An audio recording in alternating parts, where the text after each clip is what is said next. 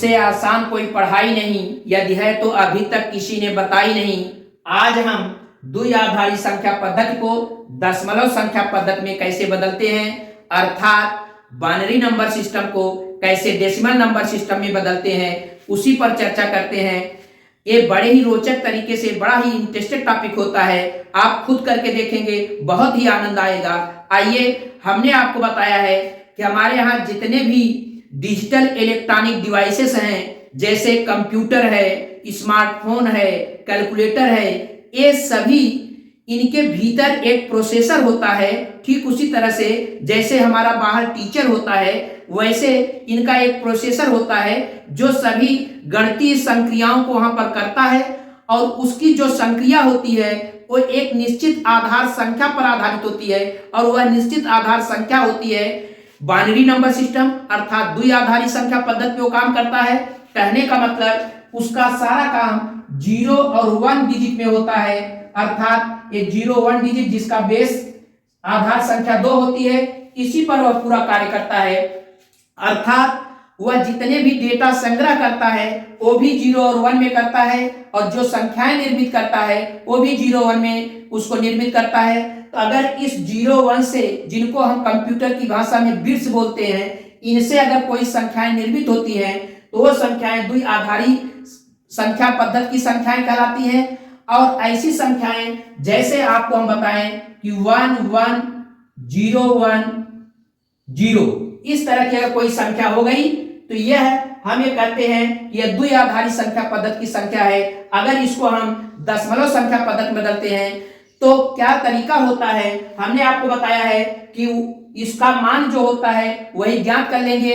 इसका जो मान आता है वो दशमलव संख्या पद्धति का मान होता है, और उसको ज्ञात करने का तरीका होता है कि जो आधार की संख्या है उस आधार की संख्या को ठीक जो ये बाइनरी नंबर सिस्टम आपका मिला हुआ है, बाइनरी संख्या मिली हुई है, इसके ठीक नीचे दाहिनी तरफ से 2 की पावर 0, 2 की पावर 1, 2 की पावर 2, 2 की पावर 3, 2 की पावर 4, इस तरह से आप लिख करके इसको हल कर लेते हैं। इस तरह से हल करते हैं कि 2 की पावर 0 का मतलब 1, हमने बताया है किसी भी संख्या की अगर घात 0 है तो उसका मान हमेशा 1 होता है। तो ये 1 आ गया, 1 का 0 में गुणा करेंगे तो 0 प्लस, अब 2 की पावर 1 का मतलब 2 का 1 बार गुणा, इसका मतलब 2 का 1 में जब गुणा करेंगे ये 2 1 के 2 हो जाएगा। इसी तरह से 2 की पावर 2 का मतलब 2 का आपस में 2 बार गुणा, यानी 4 हो जाएगा। 4 का 0 में गुणा करेंगे तो 0, यानी जो 0 वाले हैं उनको आप सीधे 0 कर दीजिए। और इस तरह से 2 की पावर 3 का मतलब होता है 8, 8 का 1 में गुणा तो ये 8 हो जाएगा। इसी तरह से 2 की पावर 4 यानी 2 का आपस में 4 बार गुणा जो 16 होता है, और 16 का 1 में गुणा करेंगे तो ये 16 हो जाएगा। 16 8 24 और 2 26, यानी यह जो संख्या लिखी गई है ये 1 1 0 1 0, इसका वास्तविक डेसिमल मान जो होता है यानी दशमलव संख्या पद्धति में इसका मान 26 होता है। वहां पर एक बात हमने आपको बताया था कि अगर दाहिने स्थान पर पहला अंक अगर 0 होता है तो यह संख्या सम मिलती है, अगर यह 1 होता है तो यह संख्या हमेशा विषम संख्या मिलती है। अब कुछ ऐसी बाइनरी संख्याएं हम आपको बताने जा रहे हैं कि जिसमें दशमलव का बिंदु लगा होता है, उसको कैसे हम हल करते हैं। आइए, जैसे 1 1.10 इस तरह से अगर दिया गया है तो ध्यान देने वाली बात है कि दशमलव के ठीक पहले जो ये पूर्ण अंक होते हैं उनके लिए प्रोसेस ठीक इसी तरह से होता है, और दशमलव के बाद के जो डिजिट होते हैं उनके लिए थोड़ा से प्रोसेस चेंज हो जाता है। उन प्रोसेस को आप ध्यान से समझिए। जैसे तो हम इसको क्या करते हैं, दशमलव वाले पार्ट को यानी दशमलव के बाद वाले पार्ट को एक हिस्से में बांट लेते हैं, और दशमलव के पहले वाले पार्ट को एक हिस्से में बांट लेते हैं, और इसका मान इस तरह से ज्ञात करते हैं। ये 2 की पावर 0, 2 की पावर 1, अब इसका मान हल करेंगे। 2 की पावर 0 का मान 1, 1 का 1 में गुणा किए 1, प्लस 2 की पावर 1 का मतलब 2, और 2 का 1 में गुणा करोगे तो 2 हो जाएगा। अब ये मान आ गया 3। अब इस तरह का जो मान होता है, अब आप ध्यान देने वाली बात है कि दशमलव के पहले वाला जब आप अंक स्टार्ट किए हैं तो 2 की पावर 0 होगी, और इस तरह से इसकी घात क्रमशः बढ़ती जाएगी।